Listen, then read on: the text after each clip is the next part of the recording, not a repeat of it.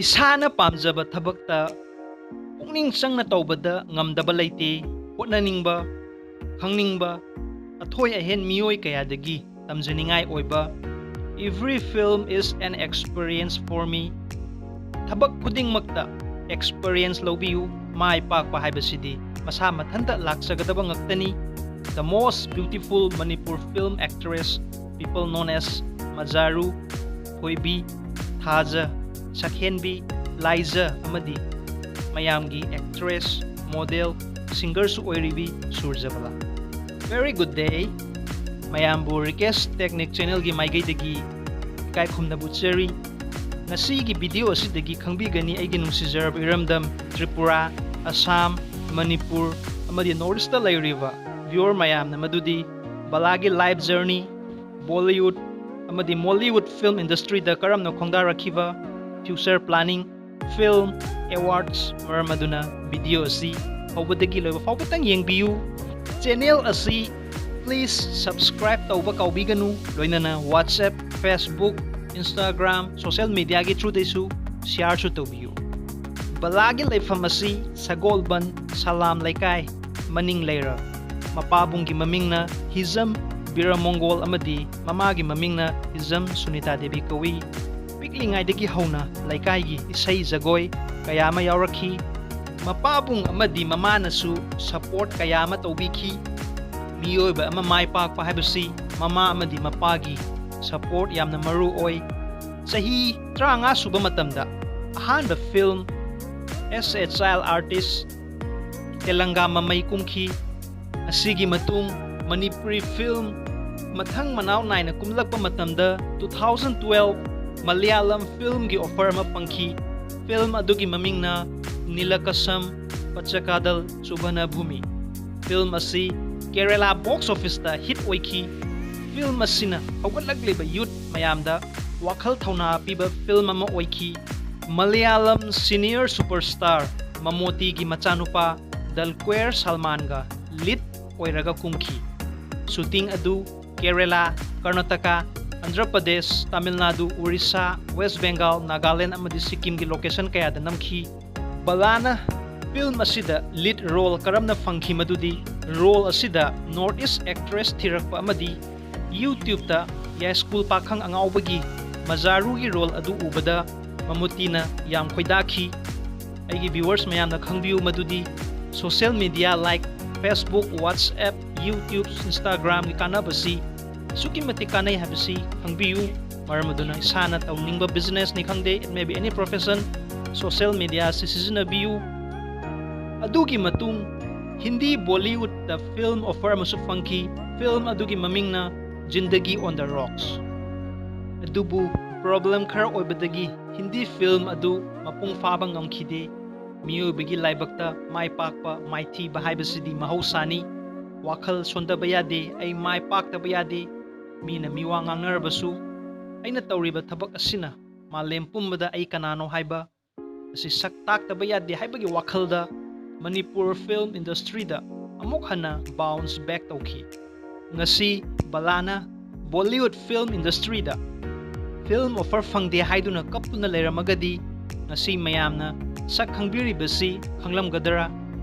My lovely viewers, miyoibagi punsida problem mayam malakani. Problem mayam adu thengnaba ngambaduni punsi haibasi miyoibagi khutsa loina manade asumna wakhal su loina khenagani.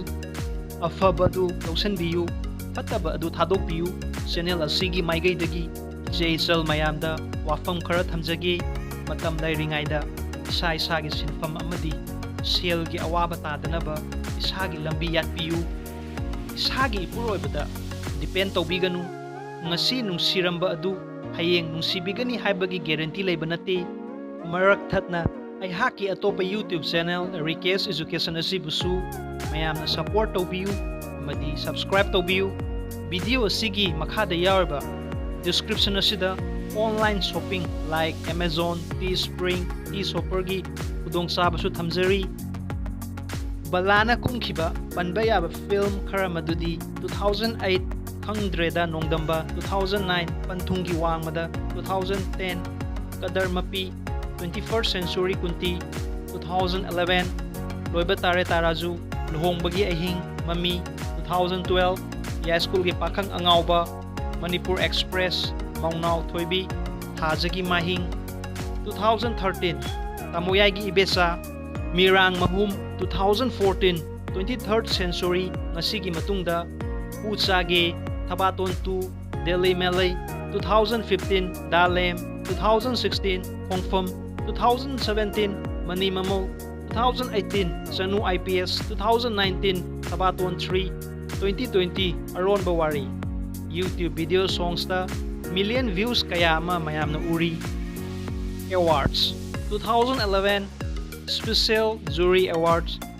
2013 Best Actress Award at 8th Manipur State Film Festival for the film High School gi Pakhang Angauba for the role of Mazaru 2018 Best Supporting Role for the film Singlen Sana S. Langlen Baladagi aikoina khangjanba yaba madudi hanbada khangba kanba hotnaba leptaba minok maisa kaya ama phanglabasu isagi thabakta thawai tana tawbiba ani subada isagi pamjaba thabak adu phangdokpiu ayuk numidang khaktana isana tawningba thabak aduda matam adu sijnabiu Manipur film industry ama yokhatpa haibasi iramda Manipur khaktagi viewers tanatana Assam, Tripura, Northeast amadi India da leiriba viewer mayamnasu mateng tawbiduna international level yobada honaminasi balagi mapurobagi mamingna Ningthaujam Dinesh Singh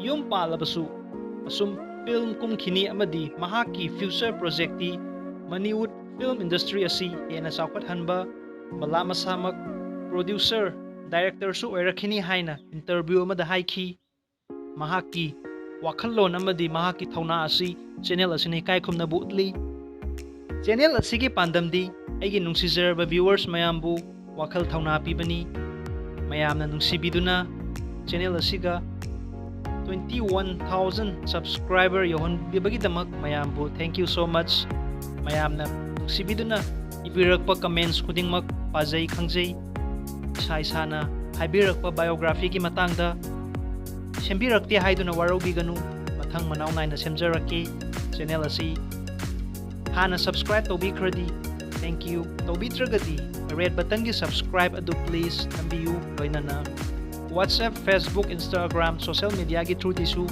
angam makai friends singda video si share tobiyu all bell button su nambiyu maramdi ai hakna anoba video upload tobu khuding sagi device ta fangbigani video si like tobiramu loinana video si hawbadagi loiba fawbatang yengbibagi damak mayambu ngamkai leitana thagatchari be happy be healthy and smile always let's bounce back thank you